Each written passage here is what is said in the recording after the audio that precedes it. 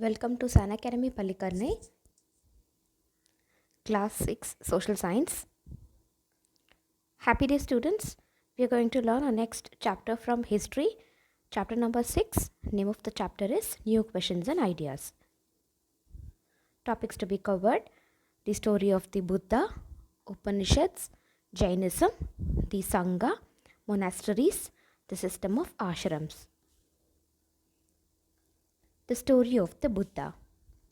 Siddhartha, also known as Gautama, the founder of Buddhism, was born about 2500 years ago. This was a time of rapid change in the lives of people. New cities were developing and life was changing in the villages as well. Many thinkers were trying to understand these changes in society. They also wanted to try and find out the true meaning of life. The Buddha belonged to a small Ghana known as the Sakya Ghana and was a Kshatriya.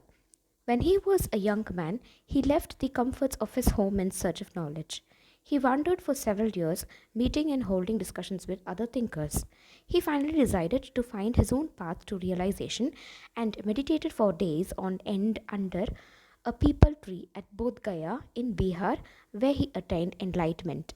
After that, he was known as the Buddha or the Wise One. He then went to Sarnath near Varanasi, where he taught for the first time.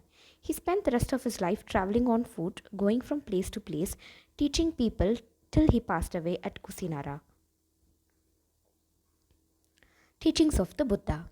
The Buddha taught that life is full of suffering and unhappiness. This is caused because we have cravings and desires which often cannot be fulfilled.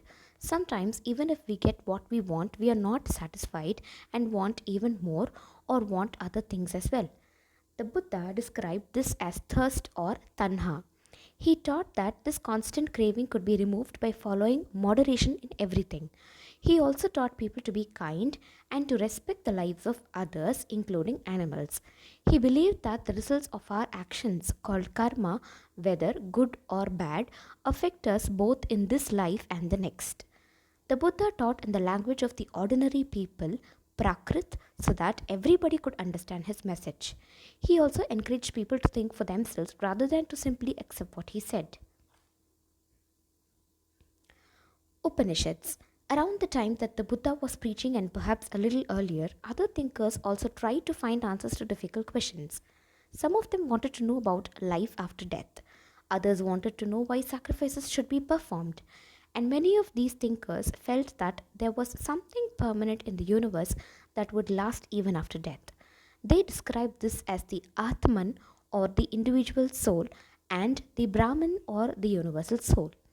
They believed that ultimately both the Atman and the Brahman were one.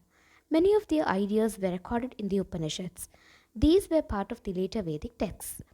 Upanishad literally means approaching and sitting near, and the texts contained conversation between teachers and students. Often ideas were presented through simple dialogues. Most Upanishad thinkers were men, especially Brahmins and Rajas. Occasionally, there is mention of women thinkers such as Gargi, who was famous for her learning and participated in debates held in royal courts. Poor people rarely took part in these discussions. One famous exception was Satyakama Jabala, who was named after his mother, the slave woman Jabali. He had a deep desire to learn about reality, was accepted as a student by a Brahmin teacher named Gautama, and became one of the best known thinkers of the time. What were the questions that Upanishadic thinkers wanted to answer? Upanishadic thinkers wanted to know about life after death. Is there something permanent in the universe? Some wanted to know why sacrifices should be performed. They felt there had to be something permanent in the universe that lasted even after death. Their ideas were recorded in the texts of the Upanishads. The last and 24th Tirthankara of Jainas, Vardhamana Mahavira, also spread his message around this time, that is 2500 years ago.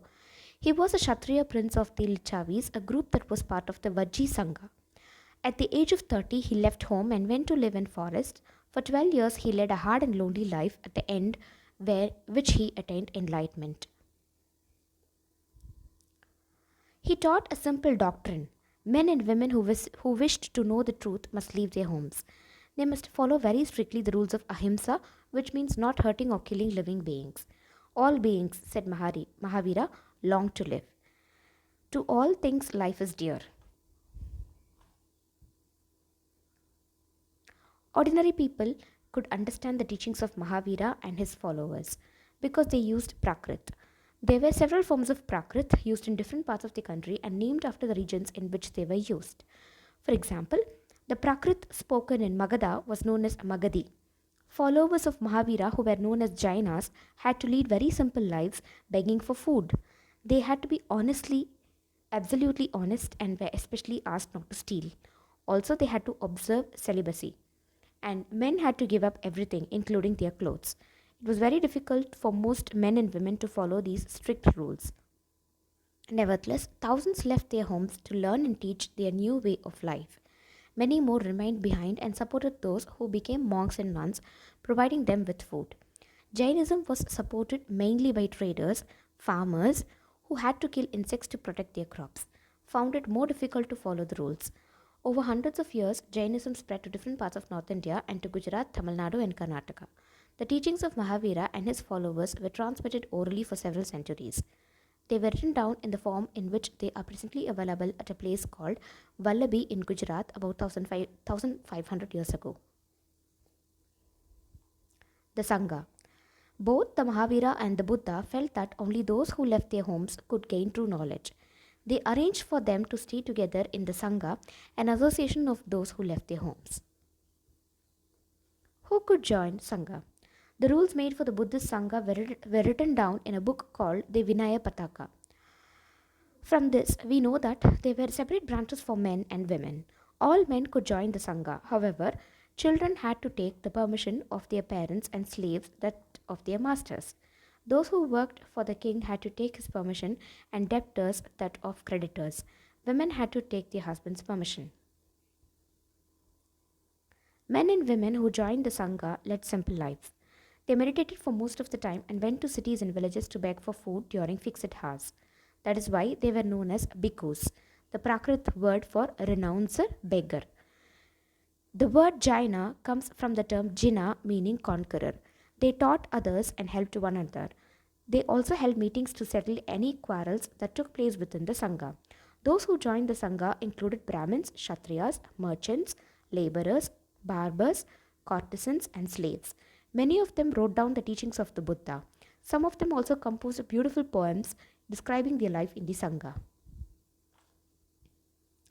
Monasteries. To begin with, both Jaina and Buddhist monks went from place to place throughout the year, teaching people. The only time they stayed in one place was during the rainy season, when it was very difficult to travel. Then their supporters built temporary shelters for them in gardens, or they lived in natural caves in hilly areas. As time went on, many supporters of the monks and nuns and they themselves felt the need for more permanent shelters, and so monasteries were built. These were known as viharas. The earliest viharas were made of wood and then of brick. Some were even caves that were dug out in hills, especially in western India. Very often, the land on which the vihara was built was donated by a rich merchant or a landowner or the king.